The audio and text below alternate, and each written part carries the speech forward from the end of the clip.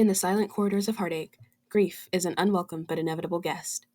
Drawing parallels with the fragmented narrative of memory in Christopher Nolan's Memento, our essay unravels the layers of sorrow, exploring the intricate emotional landscape that accompanies loss and the resilient human spirit that seeks solace in the face of profound tragedy. Memento is a film by Christopher Nolan that details the events of Leonard's life after his wife is murdered. During the incident, he sustains a head injury and, as a result, suffers from anterograde amnesia. Throughout his journey, we see two major forces at play, altering his behavior and his very identity: memory loss and grief. In this video, we will delve deeper into memory loss and grief and how it affects one's personal identity and the decisions they make.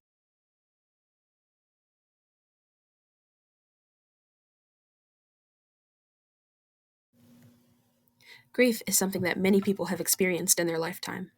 It can have profound effects, from altering your personality to weakening your immune system. We will first be taking a deeper look at how grief affects Leonard. From the beginning of the movie, it is obvious that Leonard is grieving. We quickly learn of his wife's murder and how he has made it his life's purpose to hunt down and kill that murderer. Leonard has completely structured his life around this purpose, abandoning other pursuits. In his grief, he has rejected any semblance of a normal life to pursue the temporary satisfaction of killing John G. According to Fiona McCallum and Richard Bryant in their article Self-Defining Memories and Complicated Grief, those who experience more grief have more self-defining moments centered around their lost loved one. The more yearning they feel for their loved one, the more closely their self-identity is linked to the deceased. Those experiencing more grief were also found to be more distressed by memories involving their loved one. We can see this in the way that Leonard defines himself. We only know about him through the context of his wife and her death, never truly learning anything about him outside of this context. He defines himself through the lens of a vengeful widower and through the fleeting memories of his wife, never trying or desiring to be anything else. One scene where we really get a sense of how far Leonard is stuck in his grief is the scene with the stripper. Is it good for you? Leonard hires a stripper, giving her specific instructions to wait for him to fall asleep and then go into the bathroom, before placing his wife's belongings around the room. By recreating the night before his wife died, Leonard tricks himself into believing she's still alive. This twisted reenactment serves as an indication of the severe trauma guiding his actions. Grief, however, isn't the only thing influencing Leonard's behavior. As the Argentinian story writer Jorge Luis Borges once said, "We are a memory. We are that chimerical museum of shifting shapes, that pile of broken mirrors." In the case of Leonard, pieces of his mirror are missing, each time reflecting a different light, and as a result, reflecting a different man. Time and time again have viewers seen Leonard get abused as a result of a lack of memory. He suffers from what most dementia patients go through, which is known as the idea of confabulation. This idea stems from 17th century English philosopher John Locke, revolving around the idea of how perception or memory is based on more on belief than the reality, which happens to be the case for Leonard. As a result of suffering from anterograde amnesia, Leonard is unable to create new memories in the short term. After about 5 to 10 minutes, he has to continually recontextualize everything he knows about his situation. Oh, I'm chasing this guy. No, he's chasing me. It is as a result of these interactions that Leonard is so easily manipulated throughout the film. We see in scenes where Leonard remarks about how facts give the truth and nothing but the truth. It can change the shape of a room, it can change the color of a car, and memories can be distorted. However, as the film further goes on, viewers are able to see how his facts and evidence are also made up and often changed in order to get him to do certain things by people like Natalie, but also Leonard himself. And it's these so-called facts that Leonard follows and lives his life by, which is what chooses the people he aligns himself with, as well as basically all of his actions. No! Viewers can see that at a certain point, Leonard is just making excuses to explain his condition. In the article, Misreading Natalie, the viewer's cognitive processes and the unreadable in Christopher Nolan's Memento, Catherine Wisiger argues that Sammy Jenkins was considered kind of like a foil that Leonard could compare himself to, so that he could cope with his actions. He uses the Sammy Jenkins story as a touchstone for his own struggles, differentiating himself from Sammy, who according to Leonard had no system for dealing with his memory loss, and wound up in a mental hospital.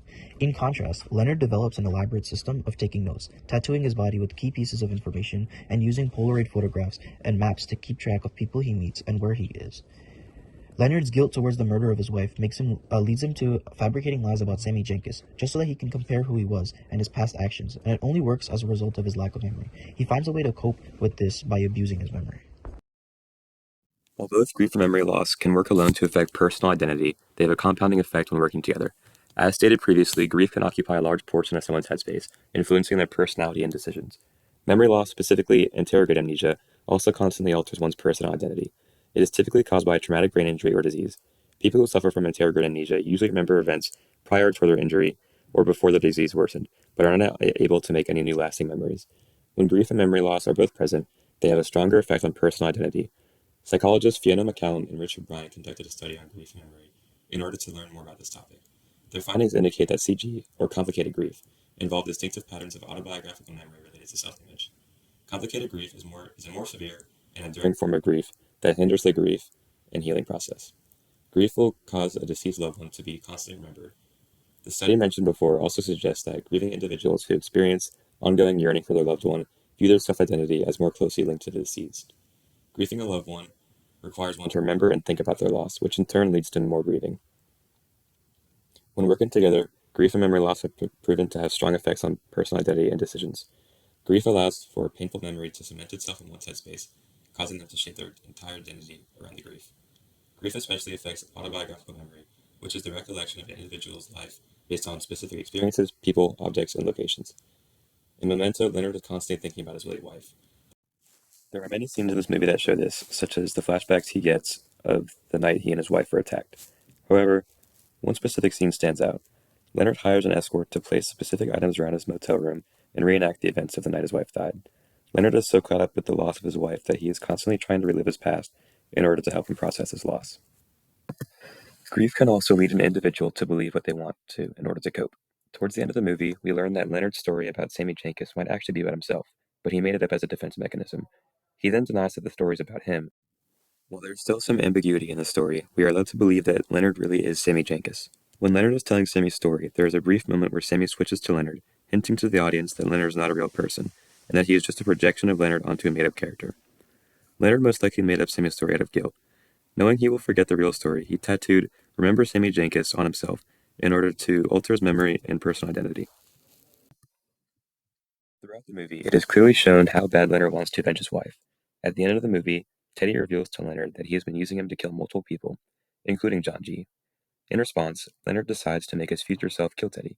However, he has evidence that he's already killed John G., the name of the man who believes killed his wife.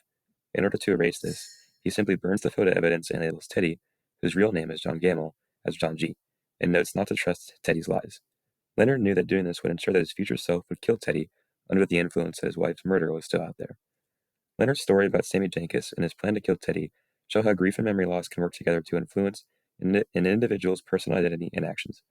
Grief can lead people to dwell on the pain of their loss, and can cause people to believe what they want in order to cope with their loss. Memory loss allows for an individual to manipulate the perceived truths and motives, leading to the possibility of altering the personal identity. However, if paired with a man determined to kill the person responsible for his wife's murder and his memory loss, they are unstoppable. Overall, the psychological landscape that this film has created shows how grief and how a lack of memory paints an identity of someone who is forever confused and living in a daze. Leonard leads a life filled with facts that may or may not have been altered to better suit a narrative to help him ease his pains of grief and regret of accidentally killing his own wife, leading to him solving a never-ending mystery. Throughout all of Leonard's actions, it can be seen that this world is set out to show the effects of historical revisionism. This term, mentioned by Williams in the article Factualizing the Tattoo, Actualizing Personal History Through Memory in Christopher Nolan's Memento, is explained as a rewriting of history as a result of one's recollection within a postmodern environment, which also explains the rise of more and more unreliable narrators within this postmodern era of cinema. By utilizing historical revisionism, the writers were able to make everything that Leonard did more believable towards the audience. However, after revealing the whole truth at the end of the movie, it put it into perspective of how unreliable of a narrator Leonard actually was. His actions were all as a result of a fabricated truth that he lived. By writing this in the perspective of an unreliable narrator, viewers tend to see more twists throughout the film, which makes it more intriguing and engaging. We see movies such as Joker, Tenet, and Inception, all with interesting forms of moving the plot along. All of these films have one thing in common. They don't follow a linear progression of events, and all of them have also been considered box office hits within this postmodern era of film.